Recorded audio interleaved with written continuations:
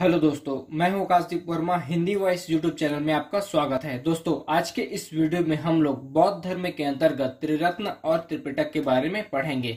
बौद्ध धर्म में त्रिरत्न और त्रिपिटक का एक महत्वपूर्ण स्थान है। तो चलिए वीडियो स्टार्ट करते हैं। सबसे पहले देखते हैं त्रिरत्न। देखिए, बौद्ध धर्म में बुद्ध, धम्म और संघ को त्रिरत्न की उपाधि दिया गया है, जिसमें बुद्ध का अर्थ है तार्किक ज्ञान से लेना देना है। इसमें जागृत मनुष्य या अनंत ज्ञानी मनुष्य जिसने खुद के प्रयासों से बुद्धित्व या ज्ञान को प्राप्त किया है, उसे बुद्ध कहा गया है बौद्ध धर्म में। फिर धर्म के देखते हैं। देखिए, धम्म में बौद्ध धर्म की शिक्षा व आचार संहिता को स्थान दिया गया है। देखिए, बौद्ध धर्म की शिक्षाओं को धम्म कहा गया है। संपूर्ण बौद्ध धर्म धम्म पर आधारित है और साथ ही इसमें बौद्ध धर्म से संबंधित नियम कानून भी आते हैं, अर्थात आचार संहिता भी इसी के अंतर्गत आते हैं। धम्म के अंतर्गत बौद्ध धर्म की शिक्षा व आचार संहिता, नियम कानून सब धम्म के अंतर्गत आते हैं। उसके बाद देखते हैं, तीसरा है संघ अर्थात संगठन, जिसमें बौद्ध भिक्षु और बौद्ध उपासक दोनों शामिल हैं और इन दोनों के ही महत्वपूर्ण योगदान से धम्म का प्रचार हो रहा है। बौद्ध धर्म का प्रचार हो रहा है, धम्म का प्रचार हो रहा है।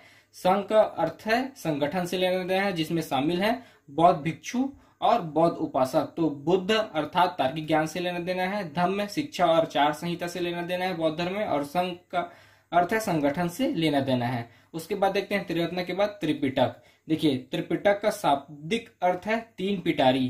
त्रिपिटक का शाब्दिक अर्थ है तीन पिटारी।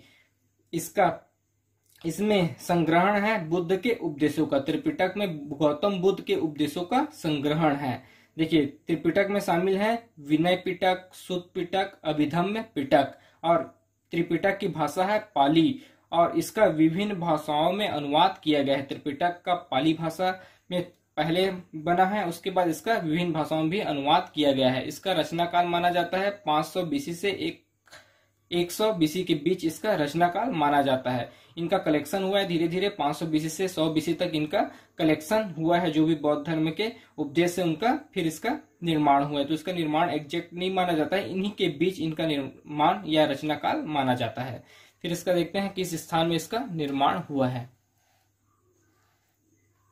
देखिए, इसका निर्माण हुआ है सिंहल देश में, अर्थात श्रीलंका में इसको लिखा गया है। सिंहल देश का अर्थ है श्रीलंका। उस समय जिस समय इसका कलेक्शन हुआ था, उस समय श्रीलंका को सिंहल देश कहा जाता था। तो इसका स्थान या संग्रहण हुआ है श्रीलंका में।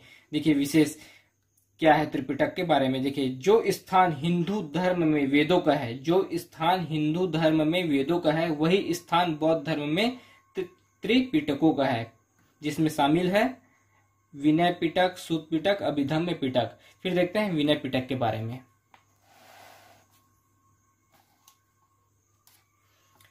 देखिए, विनय पिटक, इसके संकलन करता है उपाली और इसका संकलन हुआ था प्रथम बौद्ध संगति के दौरान। यह आचार सूत्र है। संघ संबंधित नियम व अनुशासन का वर्णन विनय पिटक के अंतर्गत किया गया है। इसका निर्माण बौद्ध भिक्षुक व बौद्ध भिक्षुणियों के लिए किया गया है कि जीवन में किन किन नियमों का पालन करना चाहिए। बौद्ध भिक्षुक व बौद्ध भिक्षुणी अर्थात जो बौद्ध भिक्षुक पुरुष हैं और महिलाओं के लिए इसका निर्माण किया गया है कि जीवन में उनको किन किन नियमों का पालन करना चाहिए। उसके बाद देखते हैं सुत्त पिटक। इसका संकलन करता है आनंद और इसका संकलन भी हुआ था प्रथम बौद्ध संगति के द्वारा इनका संकलन हुआ था, और यह धर्म सिद्धांत है, अर्थात गौतम बुद्ध के धार्मिक सिद्धांतों का यह कलेक्शन है, संग्रहण है।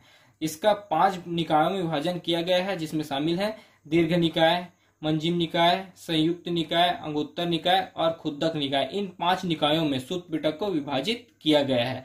फिर अंतिम है अभिधम्म पिटक। देखिए, इसका संकलन करता है मोगलीपुत्र तिस्क। यह दार्शनिक सिद्धांत है और विशेष यह है कि जैसे वेदों में ब्राह्मण ग्रंथ का जो स्थान है, वैसे ही बौद्ध धर्म में अभिधम्म पिटक का स्थान है।